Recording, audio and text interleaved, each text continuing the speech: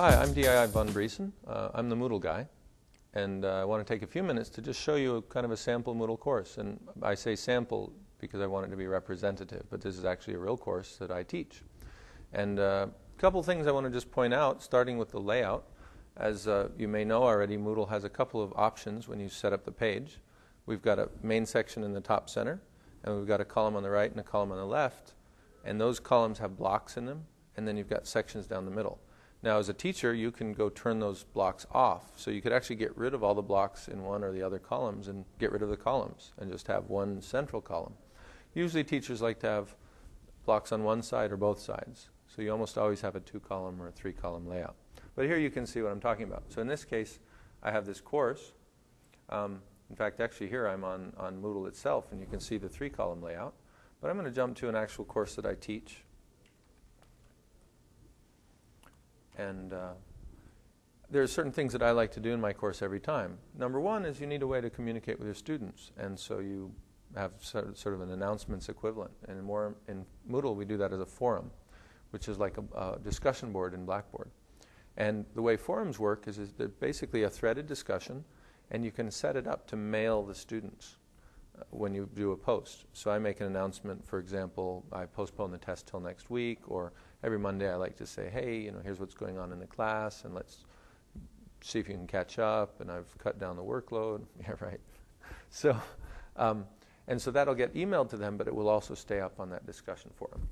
So here you can see a typical course. We have our school branding stuff at the top, and then we get into the course. And I know I'm a teacher because I have this button that says Turn Editing On. It's my magic button, I call it. And then I've brought in some material from the publisher. And you can see that I have the 3-column layout.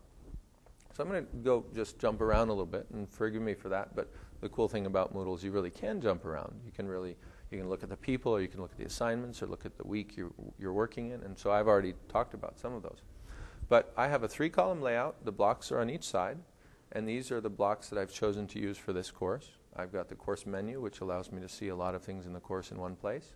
I've got the activities, which are individual breakdowns of all the different work that students would need to do. And I've got administration, which lets students see things like grades and reset their password and adjust their profile, and lets me see a lot more teacher-only features, like how to bring students in and add teachers to the group and run statistics and things like that.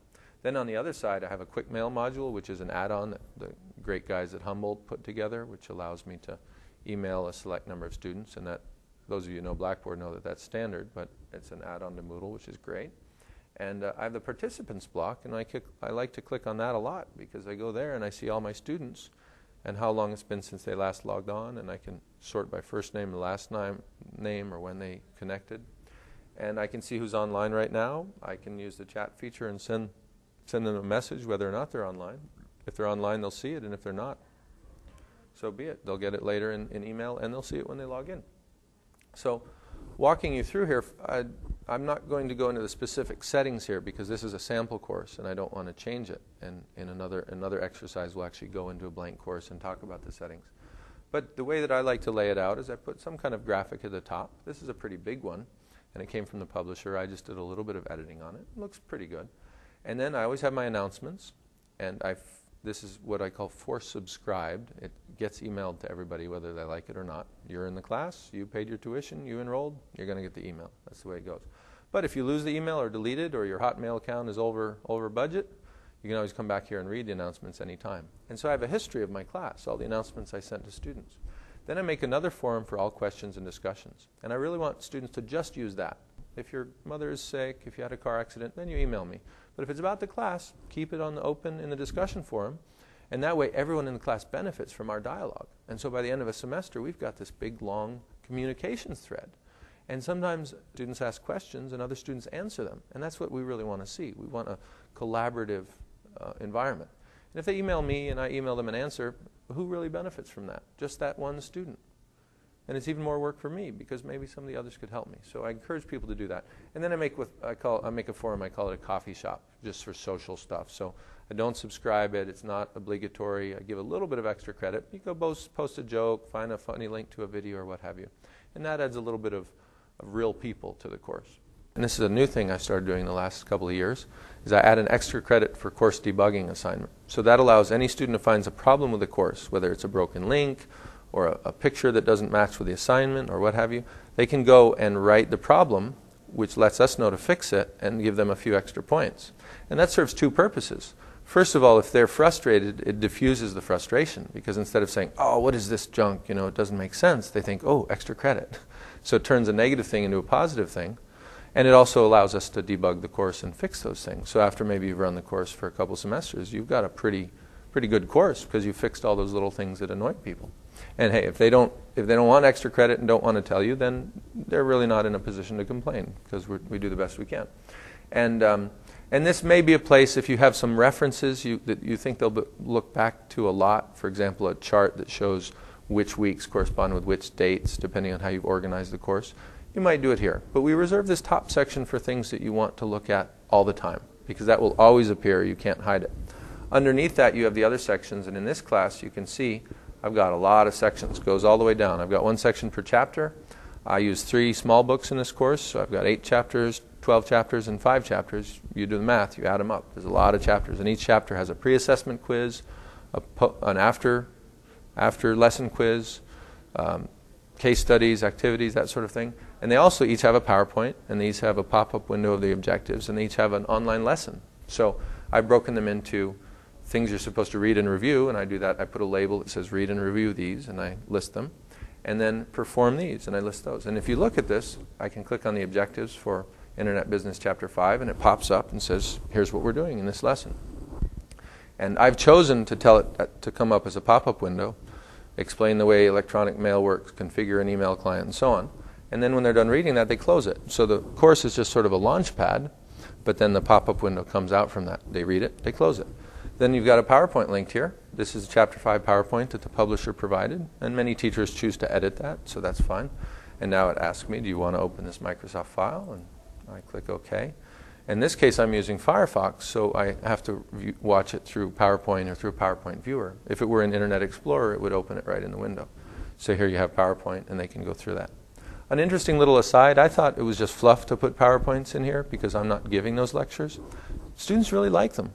I think what they do is they read the material and then they use the PowerPoint as and it could be any presentation software, but they use that kind of to ground themselves with what they read and to make sure they've covered everything. So I used to be sort of cynical about putting PowerPoints up there, and now I'm a diehard fan. And if you have them, put them up there, and students will appreciate that. You say, how do I know they'll appreciate it? Because I actually go 3 times through the course, into the course a couple of weeks, a little bit past the midway point, and at the very end. And I do what I call a stop, start, continue. I list 3 things, usually instruction, materials, and just things about the course. And I ask them to tell me something to start, something to stop, and something to continue with each of those things. And they give me very honest feedback. Some of them are just say, no, it's all good. Some of them say, start grading on time. Some of them say, continue being quick to respond to our questions.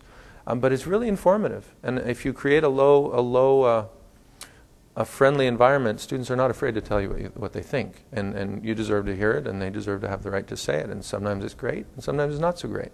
But it makes you better at what you do, and it makes your course better. So we'll go back to that main platform of the course. And we've got some quizzes here. So again, I've got the label. It says read these things. And in this case, I even have some nice HTML lesson notes. And this includes some animation. And so the students go through and read all of that, and it nicely complements the book. When they're done reading, they just close the window, and you're set. Again, it's taking a minute to load. Now it's loaded. This is very similar to what's in the book. Here's the lesson. Here are the objectives. Breaks it into sections. Even has repeats of the labs. So things you look at are called resources. Things that you are involved with are called activities. And then I have all of the activities related to that chapter. So that's the way this course looks. One other thing I'll show you, because this is a live course and because this is such a powerful thing. I always have an introductory assignment in the first week. So I'm going to take you to the first week. And in the first week, by the way, this is gray because in a previous lecture someone else was driving and they turned it off. So I'll show you how easy it is to turn things on and off. I simply click the Turn Editing On button, and it creates all of these editing tools all over. We'll get more into depth in this in another exercise. And I go down to week 1, which is currently not visible, and I click on the eyeball, and as soon as the page can reload, that makes that week visible. So that's how easy it is to turn things on, off and on. So now that it's visible, I can talk about week 1 because students couldn't see it. I'm not worried because I'm into week 10 right now. So in week 1, I always give them the stuff they need to know to get started. Things like the syllabus. Most people want to put the syllabus at the top, and I ask, do you really want them to look at the syllabus every time they log in, or is that a one-time deal? Or is it a one-time deal, but they can refer back to it now and then? And if that's the case, then put it in week 1 instead, and that way they don't have to, it doesn't take up space for them. I have them, links to the help desk, links to the disabilities office, links to parking instructions or how to get your parking card or security, all those things they need to know at the beginning, put them in week 1. Orientation, go check out these websites, plans of study, so on. But one thing I do that I feel very strongly about is I do an introduction. So I create a forum, and in that forum, and I'll load it up here so you can see, in that forum called Introductions, and forgive me if I dictate this to you, you can look at it as well. So take a moment to introduce yourself and tell me a little bit about you. What I want to know is your educational background, your technology background, because I teach technology. So if you teach, I don't know, if you teach nursing, you might want to know what their nursing background is. If you teach automotive, you might want to know, what kind of mechanical experience they have, because that affects how you relate to them. So in this case, personal background, professional, academic background, information technology background, funny story or interesting item you'd like us to remember you by, and anything else you'd like to share, and then why you're taking this course. And then I have them answer those questions, and then I have them update their profile, and this is a graded assignment. And something very interesting happens when I do this. People share much more with me than I actually asked for, and that's fantastic. Because now, when I look at Sandra or Bill or Scott, they've told me all kinds of information that lets me work with them as a teacher. And in many cases, I know more about them doing that than if I had met them in class. Now, in truth, I have the same requirements of in-class and out-of-class students. But in class, you don't have time to write a whole, stand up and introduce yourself for 10 minutes. But when you do it online, you do. And then they read each other's intros.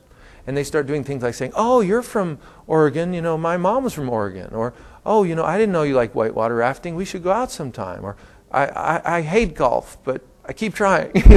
So you find these things. And I'll give you an example. If you look down here, this is the introductions. And this was a big class. This guy uploads a photo of himself with his little dog, and his backwards baseball cap, right?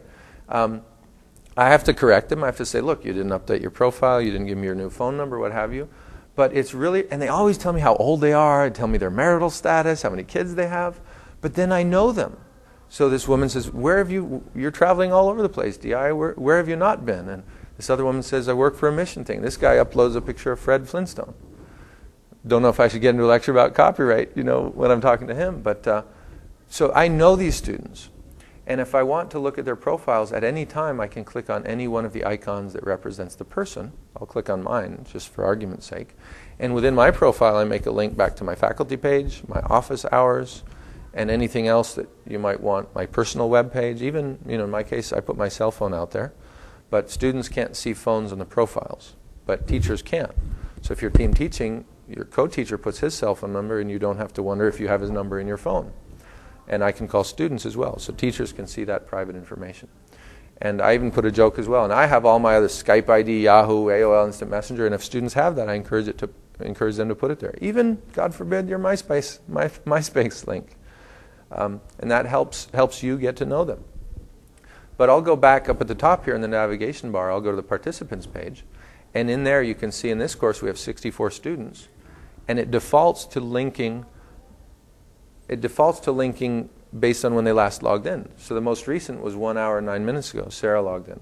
And then 1 hour, 15 minutes, 1 hour, 24 minutes. So I can see who's active in the class. I scroll down, and down the bottom of the first page, I get up to 3 days. Well, this guy, maybe he needs to get on the case, right? And so on. And now notice, in this particular case, I've combined 2 courses. I have an online course, and I have an in-person class that I meet twice a week. But I put them all in the same Moodle section because I want them to bounce off each other. I want them to ask questions and have the person in class say, oh, well, Di mentioned in class. And I want the person who's really good at doing all the reading online to be able to help the person in class who's always shows up, but maybe is not so good at keeping up. So they're complementing each other. And if I had my druthers, I'd have a 500-person class with about 5 teachers on it.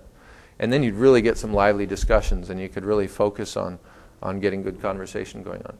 So I just click on, I think for privacy reasons, it's probably not appropriate for me to go in and, since I plan to distribute this, for you to read up on the individuals. But needless to say, I get a lot of information about them. They're great students, and you get the whole range from the high school kid who's homeschooled to the woman who's 80 years old and wants to go back and get her associate's degree.